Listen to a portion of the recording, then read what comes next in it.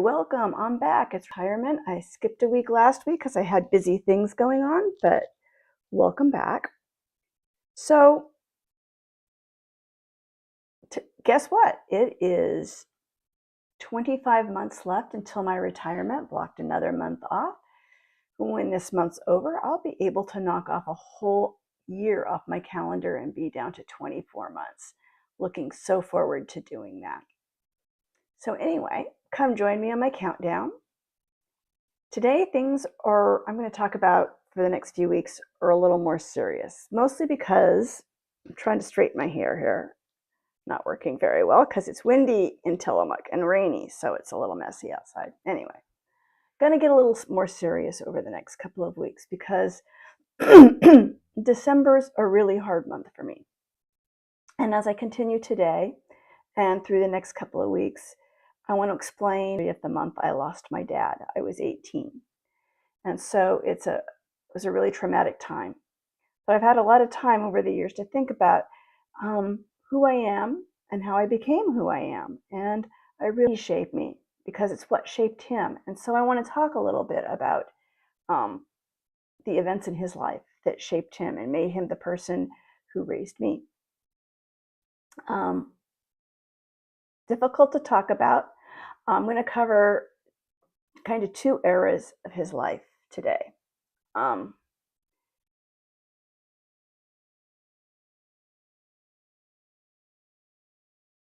Everything's kind of jumping up on me. Anyway, I just wanted to show you who my dad was.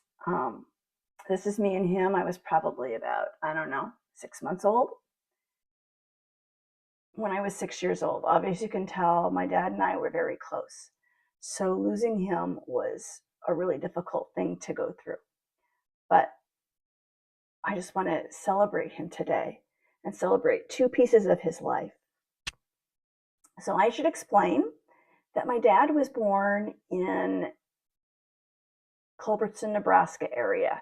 It's the southwest corner of Nebraska, and he was born in 1916, just 13 years after the Wright brothers flew the plane the first time. So very early in the 20th century, my father was born. He grew up there in that southwest area. His father was a farmer, so he grew up in the farming area outside of the community. Went to a one-room schoolhouse that he walked to. I often heard how he walked, how deep the snow was when we'd have a snow day here because we had an inch, and he'd talk about how many times he had to walk in deep snow. Anyway, that was my dad. It's the way it happens sometimes. Anyway, grew up there, and then it was a good life. He was one of 9 children, 6 boys and 3 girls. And so he had a boy on either side of him that was just a little bit older and a little bit younger. My Uncle Ben was a year younger, and I think my Uncle Jake was 2 years older. So those were his 2 best buddies. He had an older half-brother who I call Uncle Bun, an older brother named Chuck, his brother Jake, his brother Ben, my dad, and his brother Dell, and then his 2 sisters, well, actually 3 sisters, Mary and Zora, who I will call Sis in stories I tell about him, and his sister Mary, and then much younger than him by about 8 years was his sister Caroline. So why am I telling these stories? Well, one, I want to share with you what shaped me, but also a few weeks ago I was talking with my cousin Lloyd, and we realized we had wonderful storytellers in our dads and our aunts and our uncles, but we didn't write them down and we didn't record them. So all we have is what we remember of the stories. And one of the things that fascinates me when I'm watching the show Finding Your Roots is one of the things that the host Henry Gates often says is that people are forgotten because their stories are forgotten. And we lose them in the family tree. We might know a name, but we don't know anything about them. So I want to start capturing the stories that I do remember. And one of the things I'm going to do then is I'm going to start a family Facebook group. I'm going to edit this video that I'm doing now and put it on Facebook, and as I do through the weeks, and then I'm going to invite my family to join the Facebook group and share the stories they remember, either about my dad's generation, or we're getting to their great grandchildren now, the stories they remember about their grandparents and their parents, so that somewhere we have a place we can go to share our stories and to tell each other the things we remember and the things we love about being part of this family. So anyway, my dad, born in 1916 in Culbertson, Nebraska, on a farm, learning how to work hard because it took all of them working. And they managed to do that. My grandfather was kind of a master of all trades, so he did lots of repair work for farmers on equipment and things to supplement income. And the kids grew up learning how to work hard. And then, if you know your history, in 1929, there was the big stock market crash, the financial crash of 1929. Didn't just affect people who owned stocks, it just knocked everyone off their feet around the whole country because the economy just dropped. So that's what happened. All of a sudden, it took all of the boys to earn money to pay the bills and to pay the rent on the farm and to feed the family. None of my dad's siblings that were in Nebraska went beyond the 8th grade because they all had to go to work. So not well educated, but they all loved to read, so they were all kind of self-educated, and I'll talk about that later in discussing my dad and my interactions. But anyway, 1929, stock market crashes. At the same time that's happening, in southwest Nebraska, where my dad and my mom too was growing up, there was also a drought. I'd like to read to you something about, a little bit of history about southwest Nebraska, where my family came from. I found it on the internet this morning. If I can find it again. I think I lost it. Hang on just a second while I look it up again. I had it saved. No, it's on my phone. Wait for me just a second. I remember what I did. I have things on so many screens you would not believe it, but that's the way life goes. My stuff about World War II is on my tablet, so I'll be using that too. I am just a busy girl. So hang on just a second, and I will get there.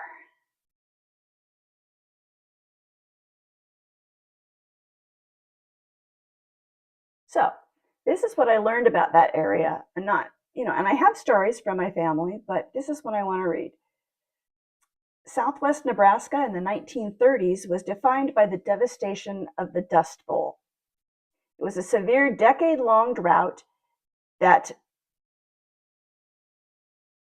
was also compounded by poor farming practices like deep plowing of native grasses, leading to massive suffocating dust storms. I'm going to show you that right now, I think. Dust storms, crop failures, and economic collapse, forcing many farmers to abandon their land amidst poverty, insect plagues, and government relief efforts foiled on soil conservation and survival. This era, while marked by immense hardship and migration, also saw the implementation of New Deal programs like Tri-County Project that introduced soil conservation techniques and provided aid, eventually helping the region recover by the end of the decade. But it was still really tough. My parents told stories about dust storms, so I'm sharing a picture of that. It would envelop, you couldn't tell if it was day or night. So there was the drought, the economic devastation, and they couldn't make a living. And so by 1937, it was getting really hard for the family to live. Now, my Uncle Jay had actually been early on in those New Deal programs, took advantage of one called the Civilian Conservation Corps, called the CCCs.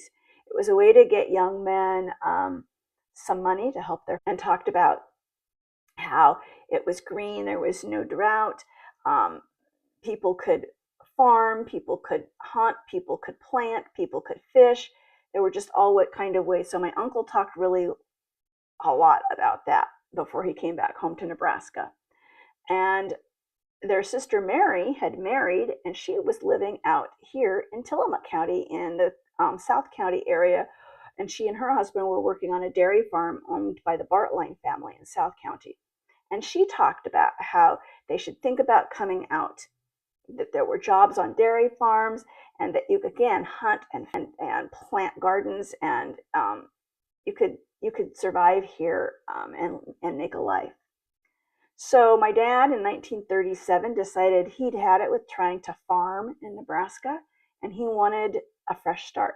So I talked to my uncle Jake, had been out in the Washington area, and convinced him that they should come west to Oregon and join their sister in the Cloverdale area. So Uncle Jake had married. He, in fact, married, I will mention this at this point in time. My Uncle Jake had married my mother's older sister, Irina, and they had a little boy who was 4 in 1937. His name was Claire. So Uncle Jake and Dad decided that they were going to come west, and then my Uncle Ben decided it was a great idea and he'd come too, and so did my Uncle Del, that they wanted a fresh start. So they were all coming. My grandmother decided if her kids were going west, she was going west, and she didn't care that my grandfather didn't want to go. She told him, "I'm going. If you want to come, come. If you don't." So anyway, the whole family decided to come to Nebraska, come from Nebraska to Tillamook County, Oregon. So they loaded up their Model T with everything they could carry and all the food that they would need for a 1,500-mile trip in a Model T, and did the whole Grapes of Wrath expedition west to Oregon. Millions of people did the same thing, going to Oregon and California. So my family did that and arrived in Cloverdale, Oregon in July 4th, 1937. And my dad and his brother Ben got a job on a farm as dairy hands. This is a picture of Beaver, Oregon, probably before my family got there, but it still looked a lot like that, I'm guessing. Dairy farms fenced in. My dad worked on that farm from 1937 till the end of 1941. And that's what I want to talk about in his next phase of life, because I think it's the one that probably shaped this man more than anything ever did. So it was getting to be, and I wish I had been older before he died, because there were conversations I wish we'd had about this whole next phase I'm going to talk about.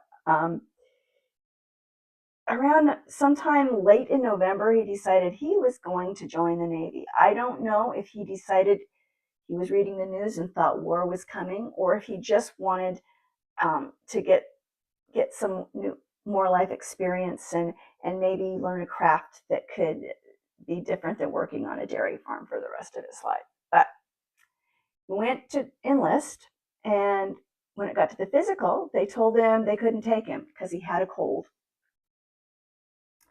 But so he said they just couldn't take him. But then a couple of weeks passed, and December 7th happened. December 7th, 1941. It's called Pearl Harbor Day, for those of you who don't know the history.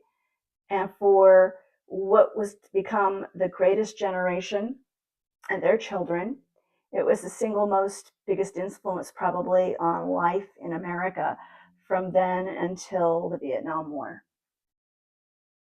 For modern folks who haven't known the story of Pearl Harbor, I'll share it a little bit, but I want to say Pearl Harbor Day was to that generation what 9/11 is to the generation from 2001 to now.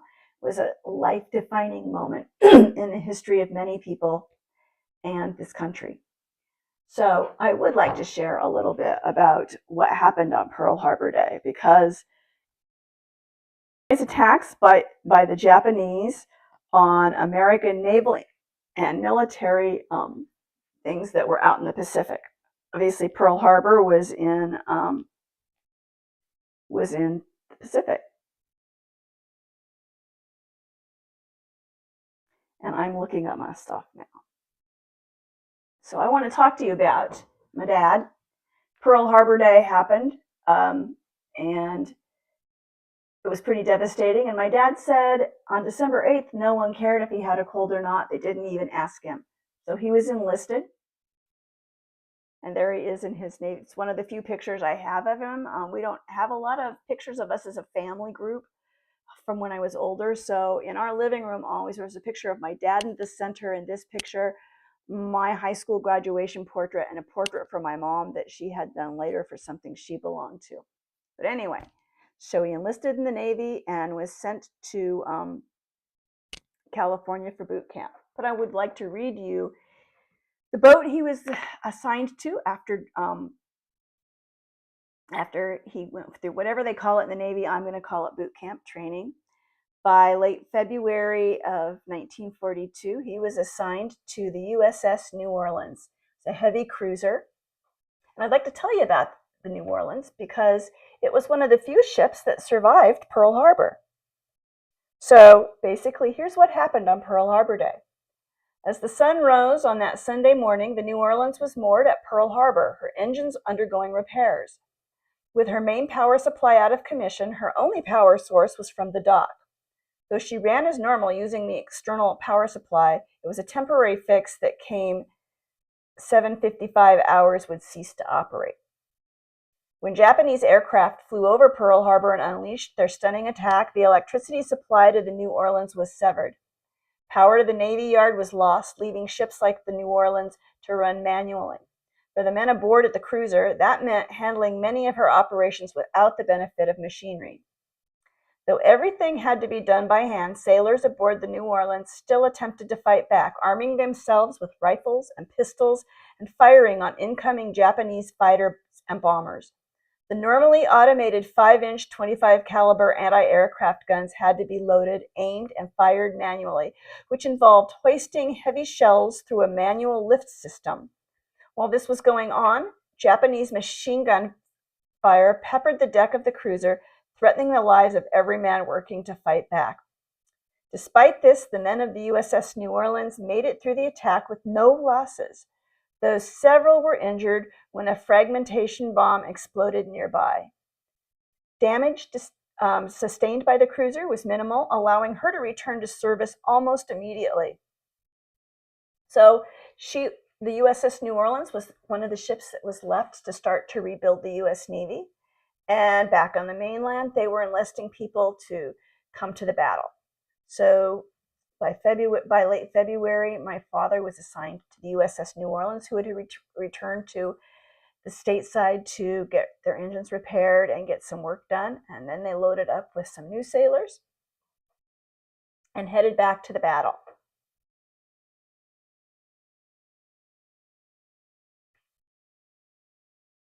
So that's the story. I think the men of the New Orleans showed themselves really brave and load ammo. And so they were out on the deck during battle. So the New Orleans got back into the battle in spring of 1942. And in April, they were involved in the Battle of the Coral Sea. In May, they were at the Battle of Midway. In July, they were in the Battle of the Eastern Solomon Islands. And then the one that probably shaped my dad's life more than anything was the Battle of Tassafaronga. Not very many people have heard of it because when I read Navy books, I am told that it's considered a loss. And the U.S. Navy didn't like to acknowledge their losses during World War II because they had to show strength. It was a loss, and many people say that it was a case of bad communications by people higher up, and it caused serious ramifications. And I'd like to read to you about that night.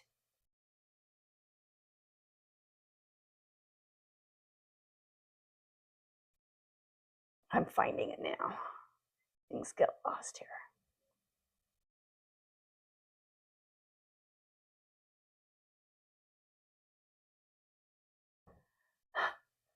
The New Orleans sailed to Fiji early in November 1942, then proceeded to Espiritu Santo, arriving on 27 November to return to action in the Solomons. With 4 other cruisers and 6 destroyers, she fought in the Battle of Tassafaronga on the night of 30 November, engaging a Japanese destroyer transport force. When the flagship Minneapolis was struck by 2 torpedoes, New Orleans, next astern, was forced to steer away to avoid collision and ran into the track of the torpedo, which detonated the ship's forward magazines and gasoline tanks. This explosion severed 150 foot of her bow just forward of turret number 2. The severed bow, including turret number 1, swung around the port side and punched several holes in the length of New Orleans' hull before sinking at the stern and damaging the port by a lifeline stretched from the outboard port lifeline to the side of the turret. Thank God it was there for one more step, and I would have pitched headfirst into dark waters 30 feet below. The bow was gone. 125 feet of ship and the number 1 main battery turret with 3 8-inch guns were gone. 1,800 tons were gone. Oh my God, all those guys that I went through boot camp with, all gone.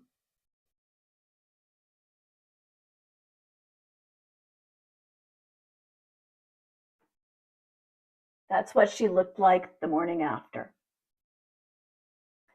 Damage control managed to repair the ship enough to sail to Tulagi Harbor near daybreak on 1 December. The crew camouflaged their ship from air attack, jury-rigged a bow of coconut logs, and worked clearing away wreckage. 11 days later, the New Orleans sailed stem first to avoid sinking to Cockatoo Island Dockyard in Sydney, Australia, arriving on 24 December. At Cockatoo, the damaged propeller was replaced and other repairs were made, including the installation of a temporary stub bow. On 7 March, she left Sydney for Puget Sound Navy Yard, sailing backward the entire voyage, where a new bow was fitted with the use of Minneapolis's number 2 turret. All battle damage was repaired, and she was given a major refit involving the reduction of the forward superstructure along the lines of other pre-war cruisers, adding new air search and surface search radars, as well as numerous 20mm and 40mm Bofors anti-aircraft guns. In addition, her boilers, machinery, and hull structures were overhauled to almost new condition. She continued to sail with the back portion riveted and the front portion welded. I'm just amazed at what they went through. It's an amazing thing. And here's the thing. My father never spoke of it. Like many of the greatest generation, he never talked about any of this in front of any of us kids. I think he talked to his brother in the war, either in the European theater. My uncle Ben was in the Aleutian Islands. I'm not sure about my Uncle Del. All of my uncles served. In fact, there's a newspaper story in the archives at the Tillamook Museum about my grandmother and the fact that all 6 of her sons were active duty military. Fortunately for us, all 6 came home. But the truth is, they never talked about it. I didn't know what to, I heard something about the bow of a ship blowing up, but I didn't know where, and I didn't know what it was. So in 1943, they just stayed busy doing what they were supposed to do. It was a quiet year for the New Orleans and her crew. She joined a cruiser destroyer on October 5th to bombard Wake Island before sailing between Pearl Harbor, the Gilbert Islands, and the Marshall Islands before assisting the men of the new USS Lexington after she was torpedoed. All of those islands were battles that they participated in. At the start of 1944, the New Orleans returned to Marshall Islands to strike airfields and other Japanese installations. Over the course of the remainder of the war, she took part in bombardments across the Pacific. She was present during the raid on Truk in the Carolines, the landings at Hollandia in New Guinea, and the Battle of the Philippine Sea. In 1945, she returned to Hawaii for training before rejoining forces at Okinawa. She was replenishing at Subic Bay when Japan signed the surrender documents ending the war in the Pacific. So my dad came home in 1945. But the ramifications, I mean, I've seen war movies, and I don't think they can come close to replicating what my father must have seen and heard and felt through all those battles, being on the deck of a ship, loading a gun, watching airplanes come at them or torpedoes come at them. I can't imagine what that does to someone. And the stories that I'm told is the person who returned was not the same man who left.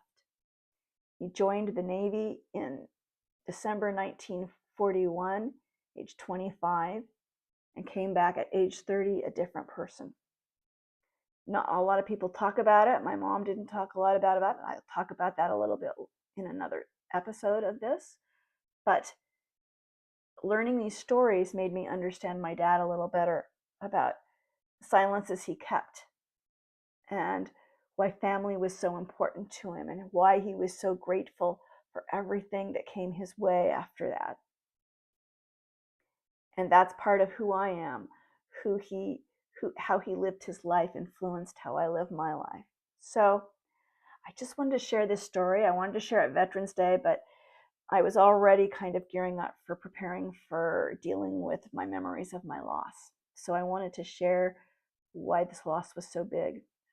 My dad's my hero, and I think surviving all those battles makes everyone on the USS New Orleans a hero, and I hope their children and their grandchildren knew it. So anyway, that's all I have to say today. I'm going to talk some more next week about my mom and my dad, so I will see you then.